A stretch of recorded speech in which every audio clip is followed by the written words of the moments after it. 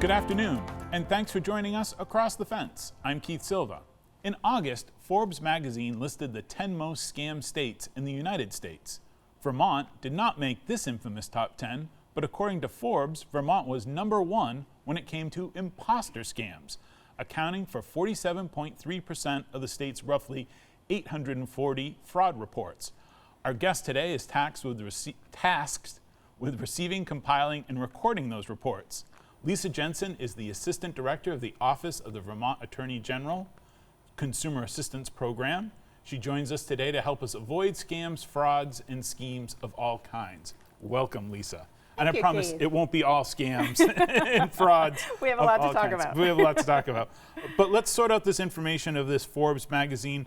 First, what's an imposter scam? And is there any rhyme or reason why Vermont was number 1? Yeah, great question. So an imposter scam is simply a criminal that is creating a story to spark our emotional response to try to steal our money or personal identity. So I'll give you a couple examples. One of the most common imposter scams is what we call the romance scam. And that is when somebody meets someone online. So whether they're in a Words for Friends and they go to a chat group, or maybe somebody friends them on Facebook, and they start building this trusting relationship with the person, and then it turns into the criminal starts telling stories about they're in financial distress and they can they help financially. That's one. A second common one is what we call the grandparent scam. That is when a grandparent gets a call supposedly from their grandchild who is in trouble criminally and needs some money for a lawyer.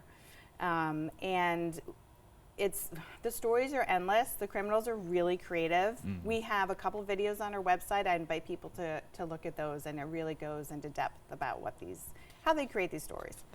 And just, we don't want to scare people and scare grandparents or any Words with Friends players, but this is sort of forewarned is forearmed. And basically if someone you don't know is asking you for money, you probably shouldn't give them any money. That's correct. And one of our messages out to the public is to slow down.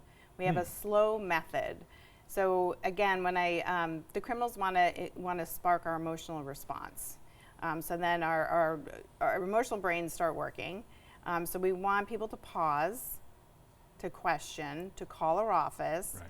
And talk it through. And if you don't know if something's a scam, please call our office and we'll help you. Your grandchild, your granddaughter, needs bail money. Right. Stop. Yes. Perhaps call someone who knows. Call a trusted friend. Call a relative. Call us. There you go.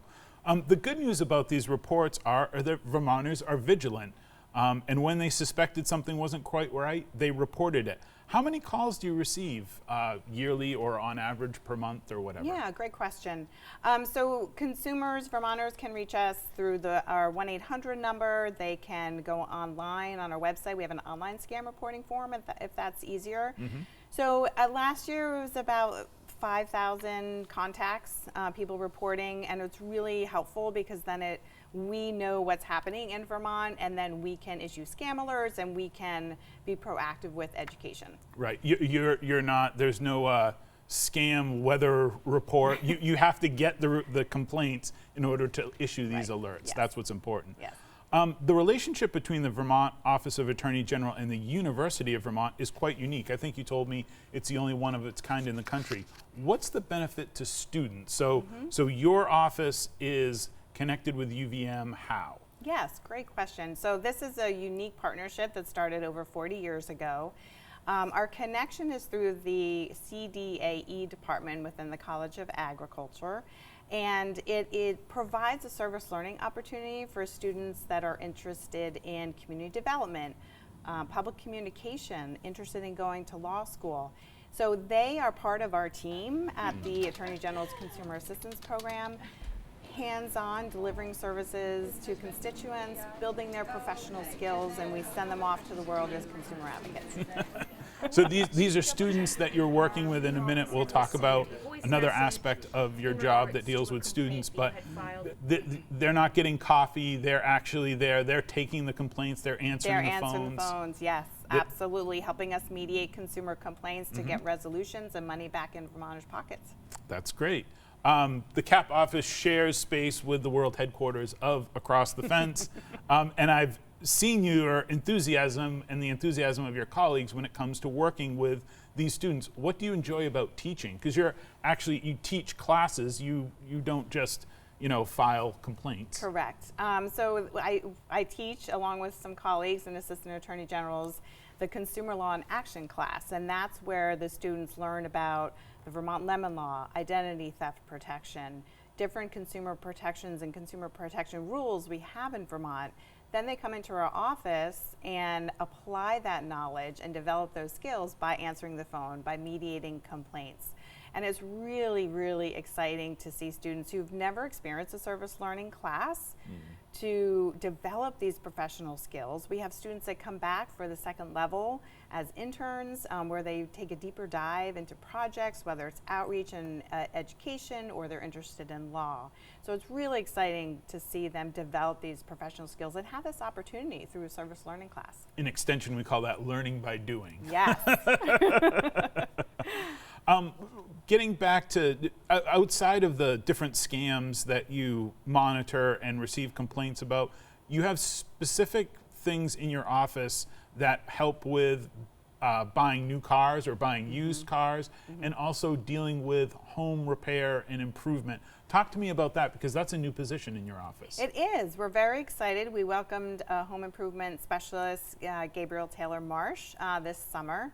And he is focused on helping Vermonters that have home improvement complaints. And that could be anything from a renovation, it could be from buying an appliance, something in the yard. So anything around taking care of our home, which we all know is a big investment. Sure. And so we're very excited that he is focusing on these complaints, building relationships with contractors and businesses to really bring speedy resolutions to home improvement complaints.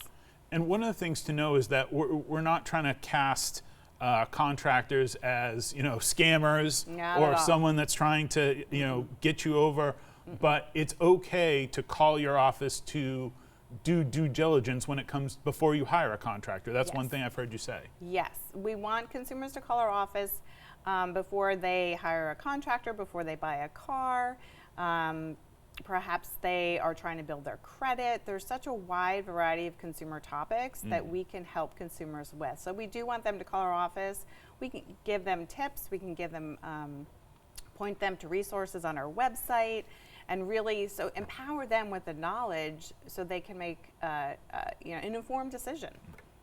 As someone who's had to buy a few home appliances over the years, I didn't want to let that one get away. So if you get your home appliance delivered, your dishwasher or whatever, and it doesn't seem to work well or whatever, regardless of where it's from, local business or box store, is that something you call up and say, hey, I bought this dishwasher at such and such a place, it leaks all over the place? That's a call that should be made to you as well as the place that you bought it? Yes, we encourage consumers to try to resolve the complaints first with the business. And then if they're not successful, there's a breakdown in communication. File a written complaint with our office. We can mediate. That's when our letter mediation service kicks in. So we'll contact the business. We'll facilitate that communication to hopefully bring it to a resolution. I guess the other thing that we should talk about with this is you are not a law enforcement agency or officer. We know you work for the Attorney General, but you're not enforcing these laws. You're just taking the information and then getting that to the people, correct? That's correct. Okay. That's correct. Okay. Yes. So Lisa Jenson's not going to be knocking down your door and to show me the... No, we don't provide legal advice at the Consumer Assistance Program. Okay. I would say what we're interested in doing is empowering Vermonters with information and helping facilitate communication if there is a complaint, and hopefully bring to a resolution. And within the 6 first 6 months of this year, we've resolved complaints to the tune of almost $500,000 going back into Vermonters' pockets. So again, not, direct, you're helping facilitate that. Yes, correct. The money getting back there.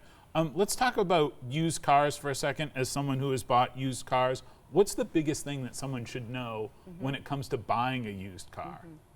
When buying a used car, it's important to, if you have the means, to have that looked at by an independent mechanic. Check the Carfax, ask for the history of the car, take it for a test drive. In Vermont, there is not a used car lemon law. We do have a lemon law for motor vehicles under manufacturer's warranty.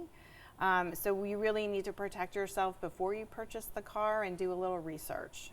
Do a little research, and don't give money to people that you don't know. Those are the two things that we'll take away from today. How can people contact your office? What's the best way to get in touch with consumer assistance? Whatever is convenient for them. 1-800-649-2424 is our 800 number. You can go to our website at the Attorney General's office, which is ago.vermont.gov. And Consumer Assistance Program, I think we take up about half of the website. Well, great. And again, to let folks know, there's nothing embarrassing about, somebody trying to scam you. The important thing is that you let the right people know that you got scammed. So, talk about it. Call our office. Absolutely. Call your office. Well, thank you very much, Lisa. Thank you I appreciate for having it. me. Kudos to everyone here at WCAX who make this program possible. And as always, thank you for stopping by Across the Fence.